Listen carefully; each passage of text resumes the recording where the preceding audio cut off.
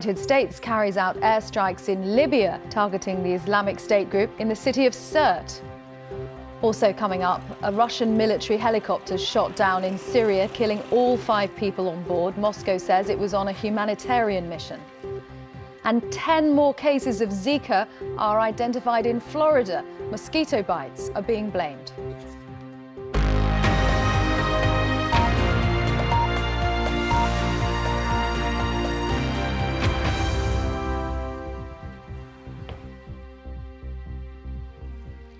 So we are almost there. The Olympic Games open at the end of the week. The build-up has been turbulent, though. A political crisis in Brazil, concerns about the Zika virus, and not to mention the Russian doping scandal and the race to complete the venues. Now, the Russians expect the final decision tomorrow on which of their athletes can compete. And meanwhile, a report commissioned by the Associated Press suggests Rio's waterways are as filthy as ever. Well, let's go over to Babita Sharma, who's live for us in Rio. And Babita, does this feel like more than the usual last-minute jitters? It depends who you're talking to, Karen, because we were down in Copacabana Beach last night filming there, where thousands of people on the beach super excited about these Olympics, telling us, you know what, they're the first time that they're coming to South America. Let's celebrate it. Let's party. We've got no concerns. And then you come up to here and you talk to a lot of critics that are saying, you know what, we've got major concerns. The venues, like you mentioned in your introduction, the waterways are not fit for purpose. There was a report out a few hours ago telling us that it was from the Associated Press saying that after a 16-month-long investigation, they believe that Guanabara Bay and Lagoya, which are some of the 2 main areas hosting the sailing and rowing and canoeing, that they have got dangerously high levels of contamination where the health of 1,400 athletes could be at risk. That is not the news that the officials here want to be hearing just a few days before the Olympics actually beginning. That open ceremony takes place on Friday. What they want us to do is concentrate on what we can see behind us, because this tells a completely different story as well. Let's just take a closer look. This is going to be our home for the next 4 weeks. It is the Olympic Park, pristine, brand new, gleaming and ready for business. Just there in the center of your screen, you can see the tennis center. Behind that, the aquatic center. And then we've got 3 Carioca buildings that are going to be home to the judo, the boxing, the wrestling, the handball events. Then the Mammoth Velodrome. And to the left of that, the gymnastics area in the official Rio Olympic Stadium.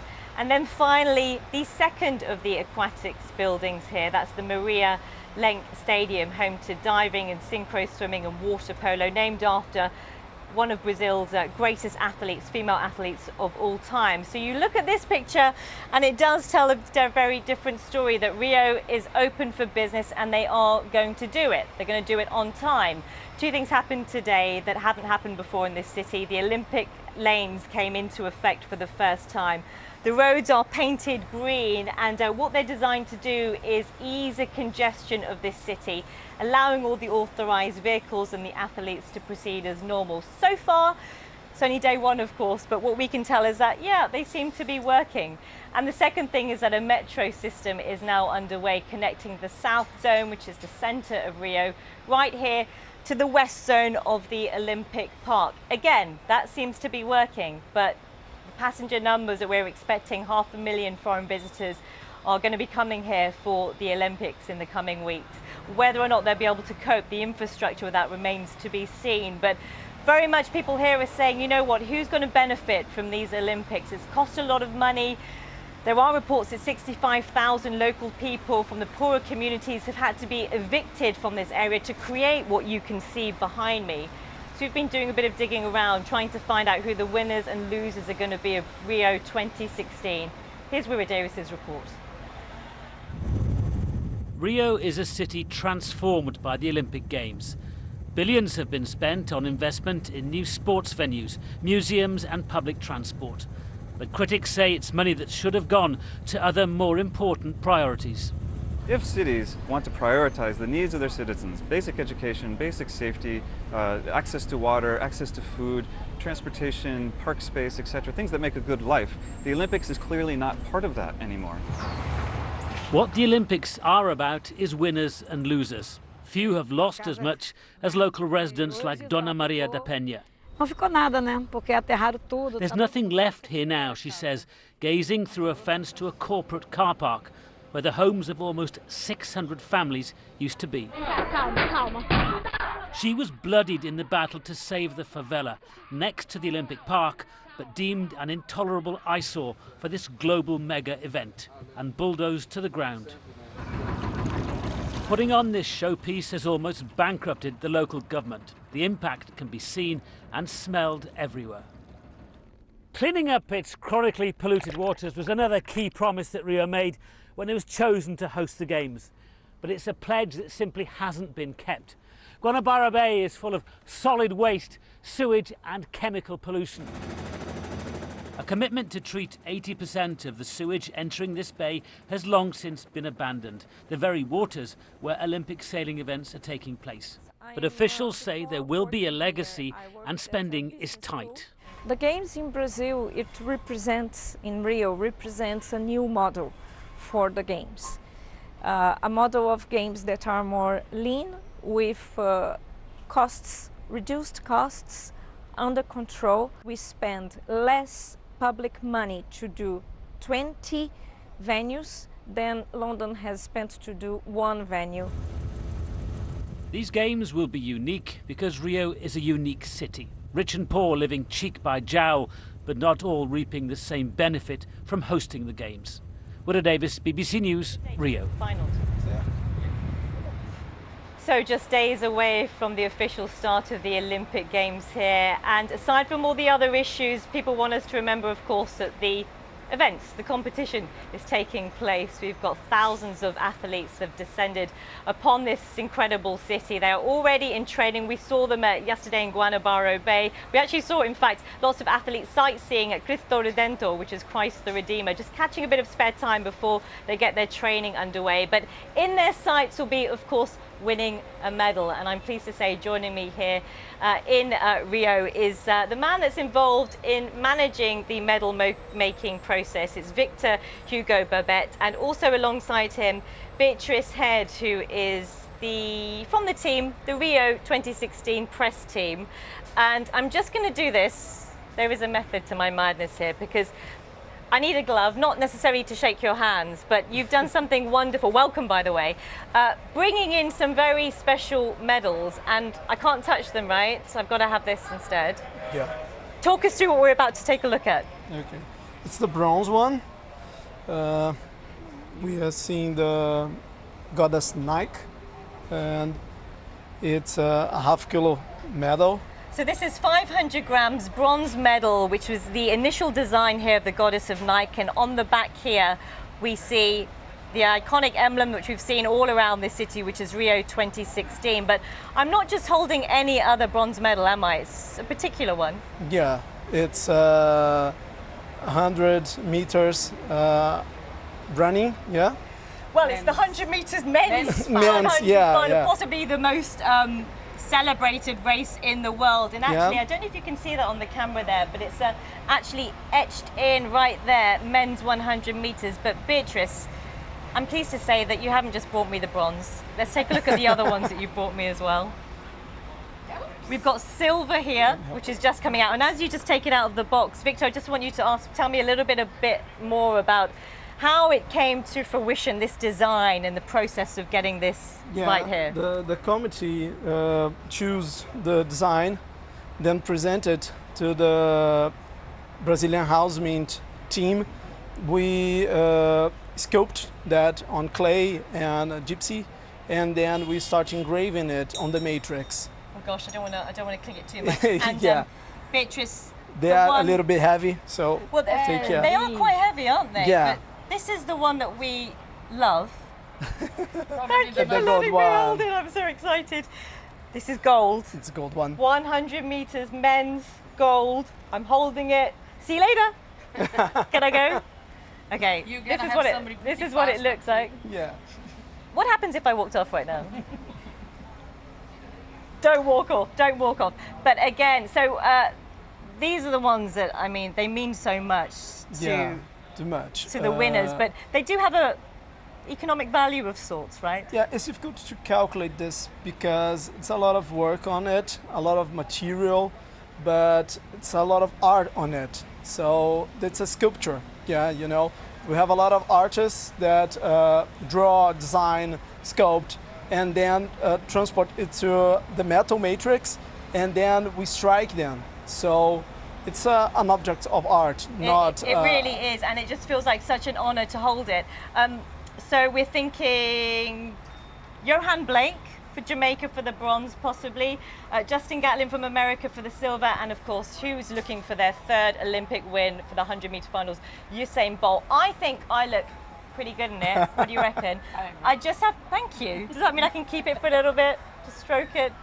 I have to say that before we let you go, that Beatrice turned up with these medals in very official manner. Can you just show our viewers what you used to carry this into our live position today? I need to be conspicuous. She walked here up the lift to the 14th floor where we are, holding a plastic bag with no security. So if you see Beatrice walking along, stand a little bit close to her. You never know, you might get your hands on this. I feel so privileged to be holding these. Thank you so much for sharing them with us. And the design is wonderful. Thank you so much. Thank you so I suppose I should just hand them back. Yeah, I might just keep a little hold of this one. Karin, what do you think? Looks fetching on me? Yep. Can you do the 100 metres just about as fast as Usain Bolt, Babita, do you think? I don't think I need to because I've got my hands on it now, right? So Okay. I think that... Just move away very It's good. quietly. We'll leave you to it. Bye. Thank you very much, Babita Sharma. Lots more from Babita in Rio for the next few weeks, right through the Olympics there. Now, let's turn to news. And a Russian helicopter has been shot down in Syria, killing all 5 members of the military on board. The Defence Ministry said the crew were returning to their base after delivering humanitarian aid to the city of Aleppo. It's not clear which group brought the helicopter down. Our security correspondent Frank Gardner reports. Shot down over Syria's Idlib province, this rebel footage shows the remains of a Russian helicopter. Moscow says all 5 of those on board were killed, 3 crew and 2 officers, after it said they were delivering aid to Aleppo. For those still trapped in that northern Syrian city, the agony continues. Pro-government forces have been pushing back a rebel advance that began last night. The rebels are trying to break the government's siege around the city. But Syrian troops, backed by Russian airstrikes, appear determined to retake the whole of Aleppo. For its 250,000 inhabitants, the humanitarian situation gets ever worse. Can we consider displacing people from their homes is a humanitarian thing? Of course, people could run away of Aleppo before besieging it, but they decided to stay because this is their home, this is their land. They want to stay here. The Syrian government says it's opened corridors of free passage for civilians trying to flee the fighting, and for any rebels prepared to surrender. But so far, only a trickle of people have taken up the offer, and a British surgeon who's been working with local doctors accuses the regime of targeting hospitals.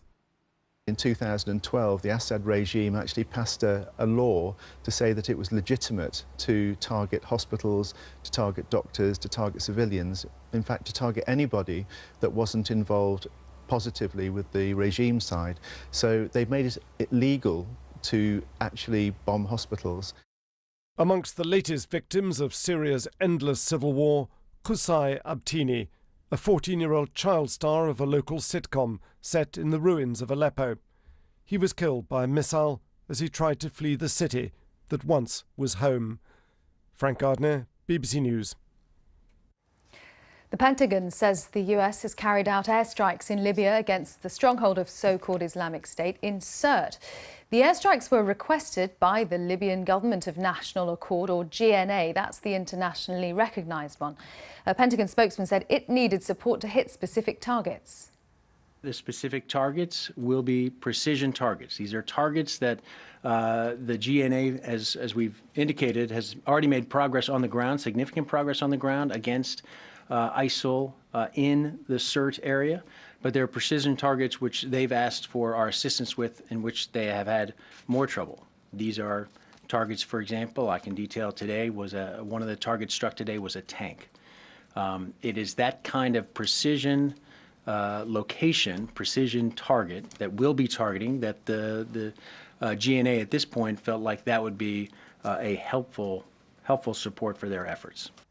Well, the BBC's Aleem Makboul told us more about what the Pentagon has been saying. Well, they certainly say that they will continue to support the Libyan government, and they are saying this was at the request of the government of national accord in Tripoli. That it's also been confirmed by the Prime Minister there, Fayez Sarraj, who said there had been significant casualties in Sirte following these airstrikes, which they requested to support the gains that the government forces have made around the city in recent weeks. But yes, the Pentagon is saying it is consistent with their policies of the past. Of course, they were heavily criticized in not doing enough sooner when it came to fighting Islamic State in Iraq and Syria, but that's where they have been conducting airstrikes until now. These are the first in Libya against Islamic State, and they do have, Islamic State, a considerable presence in Sirte, but we're talking about around 1,500 to 2,000 militants there, but they have carried out atrocities, executions, and so on. And this is a time when the government of national accord is under a great deal of pressure, and that's why I think the Pentagon chose to act now. Aleem Makboul. Now look at some of the day's other news. A compound housing foreign contractors in the Afghan capital Kabul has come under attack from Taliban fighters.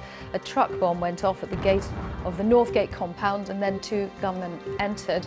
In the following gun battle, 1 police officer and both attackers were killed. A leading air crash investigator says he's confident that flight MH370 was deliberately flown into the sea. Larry Vance told an Australian news programme that the erosion on recovered wing parts point to a controlled landing. The plane disappeared with 239 people on board in March 2014. The mother-in-law of the Formula One boss Bernie Ecclestone has been freed in a police operation after her abduction in the Brazilian city of Sao Paulo.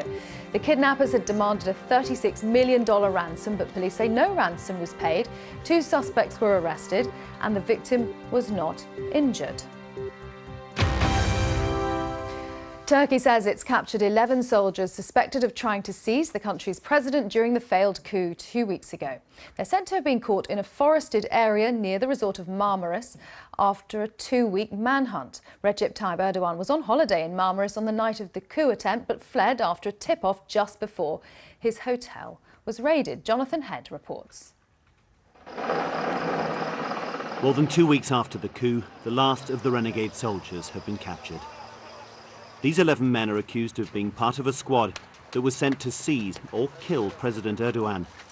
Tipped off at the last minute, he narrowly evaded them. Over the weekend, he's announced a sweeping overhaul of the armed forces, placing them under full civilian control for the first time in Turkey's modern history. These measures will make our military much stronger, he promised. They will also inevitably make the Turkish president even more powerful.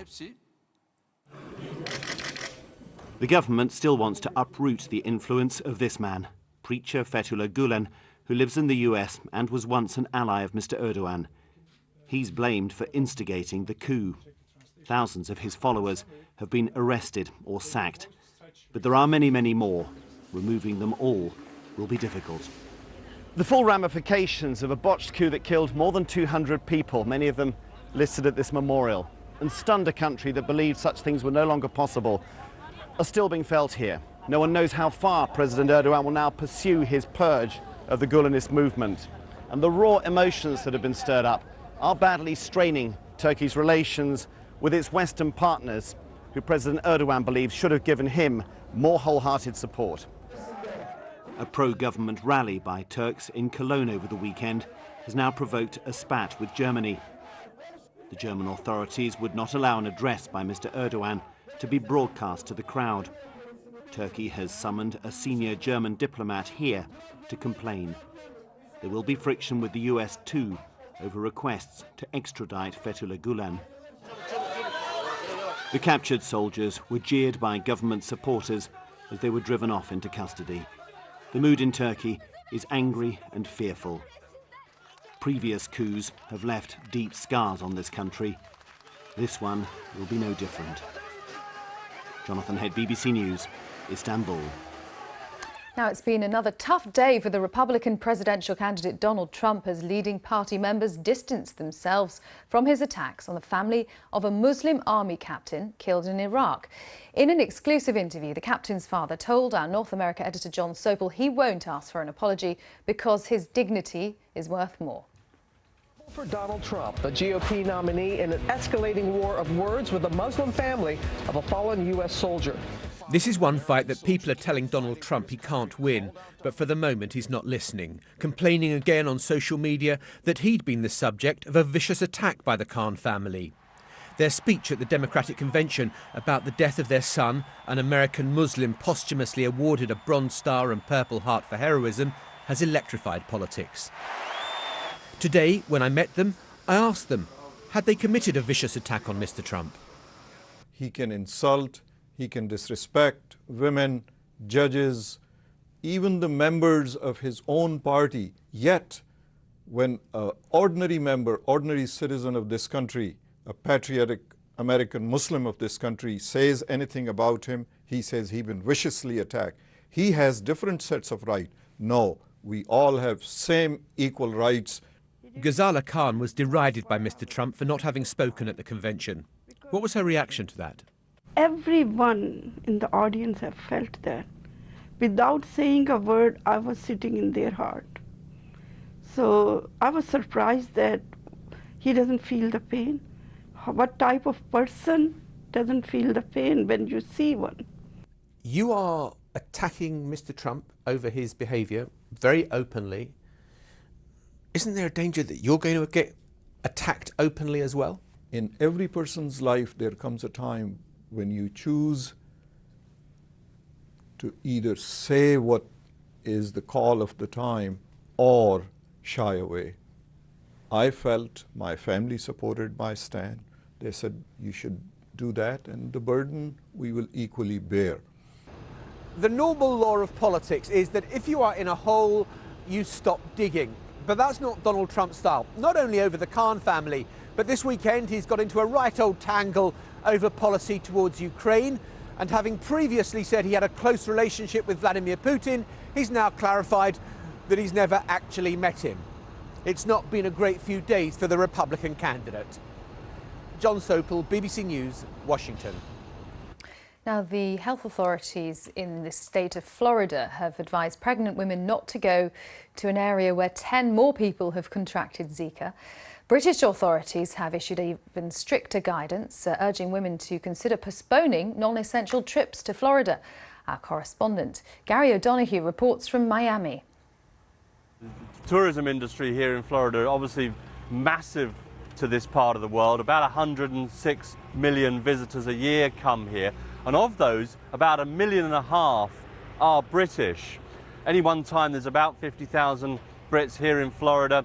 A lot of them go, of course, to those theme parks in Orlando, north of here, but a lot come to this southern part of Florida around Miami as well. Now, of course, what we know is that Zika is particularly dangerous for pregnant women and for women thinking of becoming pregnant. And that's why the Foreign Office has suggested that people consider postponing any non-essential travel here if they are pregnant. That's not the advice, incidentally, that the authorities, the medical authorities, the people that look out for Zika here, it's not the advice they're giving Americans, so there is a difference there. Gary O'Donoghue in Miami. Let's just stay in the US for our final story. Take a look at this dramatic footage. Bystanders forming a human chain to rescue a woman whose car was swept away in floods. This happened during flash flooding in the state of Maryland, and as well as sweeping away cars, storm-damaged homes and businesses in the town. Officials confirm 2 people died during Saturday night storms, but thankfully this particular episode ended happily. Just to remind you of our main news story, a new report has highlighted alarmingly high air and water pollution in Rio de Janeiro. It's just days until the start of the Olympic Games. The opening ceremony will be on Friday. Venues for the rowing and sailing are the worst affected. And the United States have carried out air strikes in Libya targeting the Islamic State group in the city of Sirte, requested by Libya's internationally recognised government.